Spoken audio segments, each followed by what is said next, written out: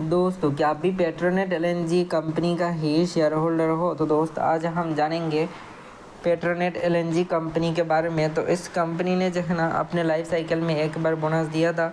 जो देखा जाए दोस्तों तो 2017 साल का 4 जुलाई को इसका रिकॉर्ड डेट था और दोस्त वो भी 1:1 रेशियो का बोनस था। ठीक है, 2017 साल का 3 जुलाई को इसका रिकॉर्ड डेट रखा गया था। तो दोस्त क्या अभी पेट्रोनेट एलएनजी का ही शेयर होल्डर हो या फिर कोई अनदर स्टॉक्स का कमेंट करना ज़रूर दोस्तों। और भी बहुत सारे स्टॉक्स का हमने वीडियो डाला है जिन्होंने बोनस फास्ट में दिया था। ठीक है, जैसे कि बजाज पेंट्स, एशियन पेंट्स, ठीक है, जनरल इंश्योरेंस का हो, एचडीएफसी का हो, रिलायंस का हो, ठीक है, तो हर एक स्टॉक्स के ऊपर हमने डाला है।